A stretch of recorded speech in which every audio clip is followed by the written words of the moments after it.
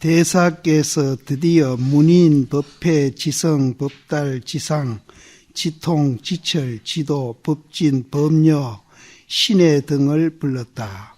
대사께서 말씀하셨다. 너희들 10명의 제자들은 앞으로 가까이 오너라. 너희들은 다른 사람들과 같지 않으니 내가 세상을 떠난 뒤에 너희들은 각각 한 곳에 어른이 될 것이다. 그러므로 내가 너희들에게 법설하는 것을 가르쳐서 근본 종지를 잃지 않게 하리라. 삼가의 법문을 들고 동용 36대를 들어서 나오고 들어가매 곧 양변을 여의도록 하여라. 모든 법을 설하되 성품과 모양을 떠나지 말아라. 이게 이제 대법이죠. 성품과 모양. 살, 활, 체, 용. 이제 성품은 살, 모양은 이제 활, 그리고 체, 용, 기, 용이라 하기도 하고, 이제 이렇게 해서 이제 두 가지 이제 대법으로서 이제 설명을 하라. 떠나지 말라. 만약 사람들이 법을 묻거든 말을 다 쌍으로 해서 모두 대법을 취하여라. 대법이란 말을 알아들으시겠죠? 이제 살, 활, 체, 용 이렇게 이제 하는데 대부분 선사시님들이 보면은 묻는 사람이 이제 살로 물으면은 대답은 활로 하고 활로 물으면은 대답을 이제 살로 하고 이렇게 했거든요. 이 반대로. 그러면은 이제 우리가 듣고 보고 하는 놈이 누구냐? 이러면은 그거는 이제 활로 묻는 거잖아요. 그러면 이제 거기서 이제 또 살로 대답을 하고 이렇게 이제 상대적으로 이렇게. 그러니까 그거는 왜 이제 그렇게 하느냐 하면은 무슨 법문을 잘하기 위해서도 하는 게 아니고 우리 존재의 원리가 그렇게 존재하고 있다는 거죠. 그러니까 우리는 지금 실제는 활은 너무나 잘 알고 있거든요. 그러니까 활밖에 모르는 거예요. 살은 지금 모르는 거예요. 그래서 어제부터 내가 양변을 여의다 소리는 그거는 이제 살이거든요. 그래서 우리는 활은 너무나 잘 알고 있어요. 그래서 활이 하나만 있다고 생각하니까 우리 존재에 대해서 이제 오해를 하기 시작한 거예요. 그래서 이제 상대적인 사고를 하는 거라. 니다, 내다라고. 그래서 이것을 살로서 그 활을 이제 존재에 있는 그대로 이제 대답을 해주면은 자기가 활만 있었는 줄 알았는데 내 존재의 원리에 살도 있구나. 이렇게 알면은 이제 자기 존재의 원리를 바로 보면서 자기가 이제 견해가 달라지는 거예요. 견해가 달라져. 그전에 내가 잘못 알고 잘못 생각하고 내가 살아왔구나. 이제 내가 생각을 바꿔야 되겠다. 그 바꾸는 게 마하반야입니다. 지혜고. 그래서 요서는 이제 살, 활, 체, 용 이런 식으로 이제 선무답은 거의 그렇게 하고 있습니다. 서로 인연하여 구경에는 두 가지 법을 다 없애고 다시 가는 곳마저 없게 하라. 상가 법문이란 음계입이다. 음은 5음이요, 계는 18계요, 입은 12입이니라. 어떤 것을 5음이라 하는가? 색음, 수음, 상음, 행음, 식음, 색수상행식 온이에요. 색상식. 그럼 색은 뭔가 하면은 색은 이제 산스크리트로 하면은 루빠라고 그럽니다. 루빠인데 이 세상에 있는 모든 형상 지어져 있고 모양 지어져 있는 것을 생명이 있든 생명이 없든 그것을 존재하고 있는 이것을 색이라고 그럽니다. 형상 지어져 있는 이 방에만 해도 수십 가지죠. 그것을 색이라고 하나 통틀어서 색이라고. 그러면 이제 나를 국한시켜서 색을 보면은 이 육체가 색이 되죠. 육체가. 그러면 이제 우리가 지금 듣고 보고 하는 정신이 있잖아요. 그것이 수상행식이거든요. 그럼 이제 오온 가면은 육체와 정신, 그러니까 이 육체와 정신이 이제 우리가 이거는 이제 활로 보면은 형상지어가 우리 눈에 보이고 작용하는 것도 우리가 감지를 하잖아요. 그러면은 이거를 이제 이 존재의 원리를 이제 도인시인들이 본 대로 부처님도 이것이 있다고만 보고 다른 건 못 보신 거예요. 그런데 이분이 깨달은 걸 뭘 깨달은가 하면은 지금 형상 지어지고 작용하는 이 존재만 있는 게 아니고 또 다른 존재가 하나 있구나 하는 것을 이분이 깨달은 거예요. 그게 뭔가 하면은 이 오는 이제 연기로 되어 있기 때문에 이것이 결국은 이제 있는 그대로 또 공이라는 그런 이제 원리도 거기에 하나 더 있구나 하는 걸 깨닫고 나서 이분이 이제 마음이 변해진 거죠. 마음이 어떻게 변해진가 하면은 굉장히 이제 세상을 보는 눈이 이제 그것을 마반야라고 그러는데 그 마반야로 보니까 옛날에 세상 보던 눈하고는 전혀 다른 그런 시각이 열린 거예요. 그것을 우리는 안목이 열렸다. 안목이 열렸다. 지혜가 나왔다. 이렇게 이제. 그래서 그 눈으로 당신이 출가하기 전에 고민했던 것을 이렇게 쫙 돌이켜 보니까 그게 오해에서 나온 고민이었었거든. 오해에서 나온 거거든. 그래서 자기가 눈이 열린 그 눈으로 보니까 내가 이거 정말 잘못 살았구나. 그동안에 내가 너무나 잘못 살았구나. 그리고 자기가 고민해오고 괴로워했던 것이 있다고 생각하면서 굉장히 이제 괴로워가지고 출가까지 단행하고 6년 고행도 해보고 이렇게 했던 것들이 눈을 열리고 보니까 다 부질없는 짓을 자기가 한 거예요. 그리고 그 고민했던 것이 그 눈으로 보니까 다 해결이 되는 거예요. 다 해결이 되는 거예요. 개인적으로 또 사회적으로 고민도 이분이 많이 했거든요. 그래서 그분이 고민한 흔적이 이제 경전이나 이제 이런 데 나오거든요. 그게 뭔가 하면은 제일 이제 고민했던 것이 사성계급이거든요. 그 인간이 태어났는데 다 똑같은데 제도적으로 그 계급 사회를 만들어 가지고 그 핍박받고 고생하는 사람들 보면서 이분도 굉장히 고민을 했었거든요. 그런데 이제 자기가 눈이 열린 눈으로 보니까 그것도 이제 해결이 다 되는 거예요. 그래서 존재 원리만 바로 보면은 모든 문제가 해결되겠구나. 그래서 이제 내가 만든 이 공동체 성단에서만이라도 이것을 타파해야 되겠다. 그래가지고 그 차익이죠? 마부 차익인가? 그 사람하고 그 왕자하고 동시에 출가하는데도 차익을 웃자리에다 앉히잖아요. 그래서 이 성단에서는 이제 승납은 이제 출가 이제 순서죠. 승납대로 이제 자리를 앉히기 시작한 거예요. 그러니까 세속적인 그런 계급 이런 것을 성단에서는 다 타파했죠. 그래서 그분이 눈이 열렸기 때문에 이제 그런 것도 이제 해결하신 거예요. 그래서 우리도 마찬가지입니다. 이 시대에 우리가 그 당시 부처님이 고민했던 그 이상으로 우리 사회에도 문제가 있고 내 개인도 문제가 있거든요. 그럼 이런 문제를 해결하기 위해서 우리도 출가를 한 거거든요. 그래서 우리가 이제 온 계공을 알고 우리 존재의 원리를 정확하게 보게 되면은 내가 고민해서 출가했던 문제도 풀어질 뿐만 아니라 성단 내 집단에서 지금 일어나고 있는 고민스러운 일이라든지 이 사회에서 일어나고 있는 일이라든지 세계에서 일어나고 있는 일이라든지 이런 걸 그 눈으로 이렇게 톡 비춰보면은 해결 안 되는 방법이 다 해결이 된다. 그래서 그것을 이제 자기 개인 문제 해결은 자기 이제 생활화 또 내 개인을 떠나서 사회 문제라든지 세계 문제라든지 이런 문제를 또 해결하는 것은 이제 사회화죠.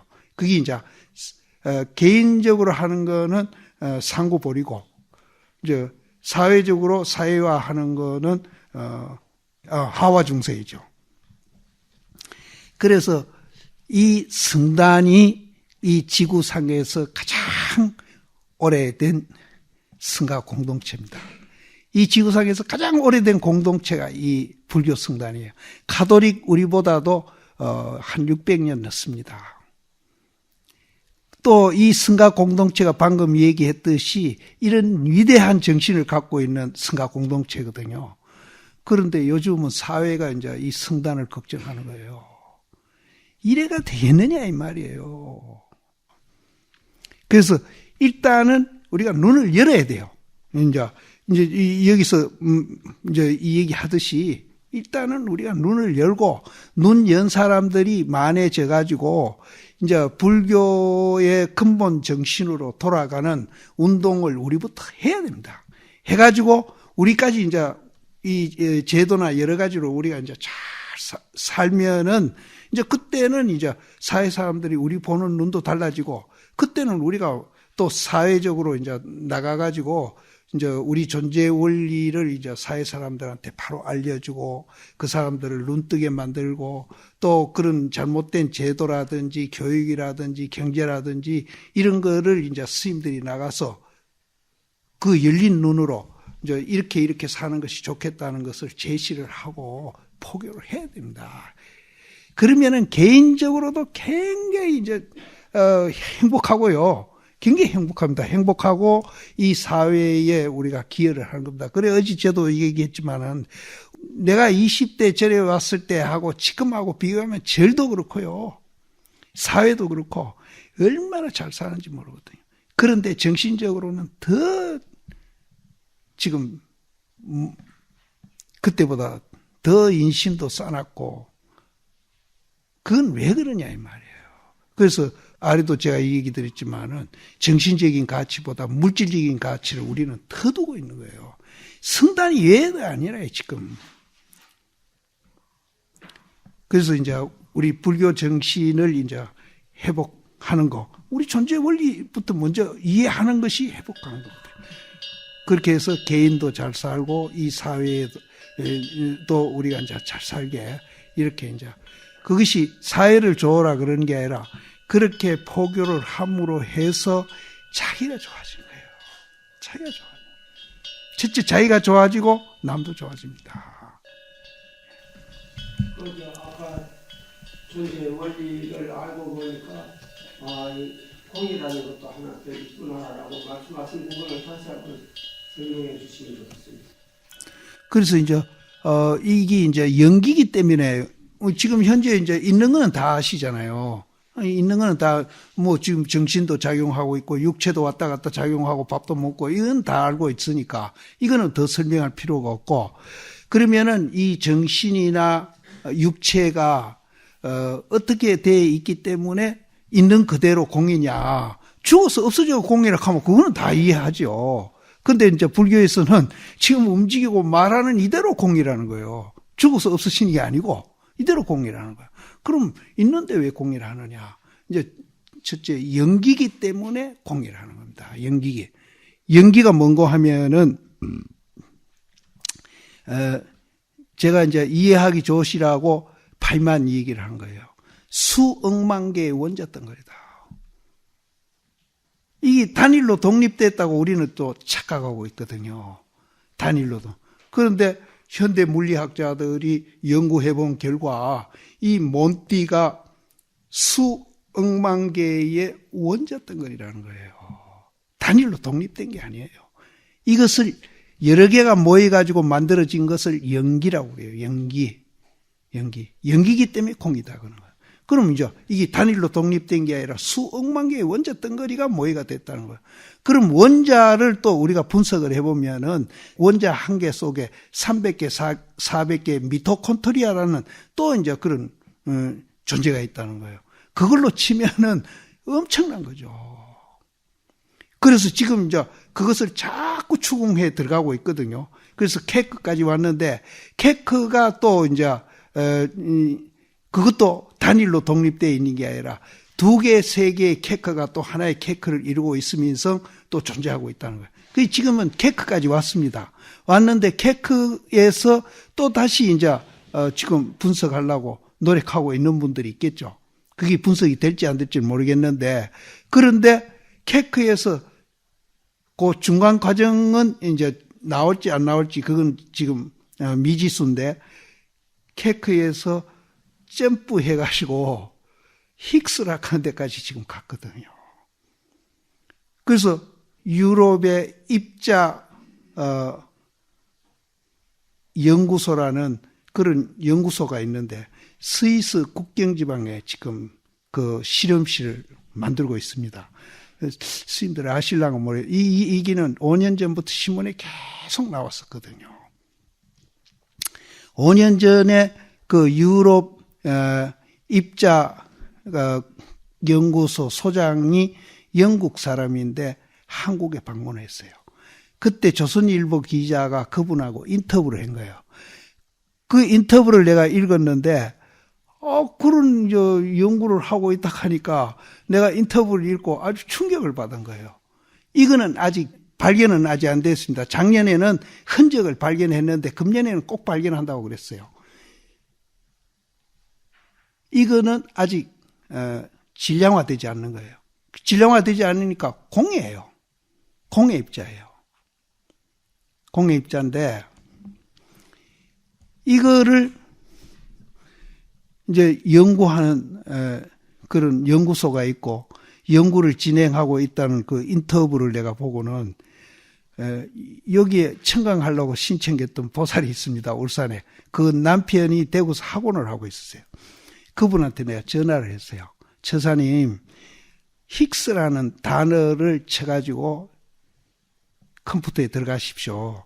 들어가서 사람 이름이고 뭐고 힉스에 관계되는 자료를 전부 뽑아가 나한테 보내주십시오. 그게 이만치 왔어요. 한 5년 전 얘기입니다. 나는 이제 불교 공부를 하고 난 후부터 모아공에 대한 관심을 굉장히 기울입니다.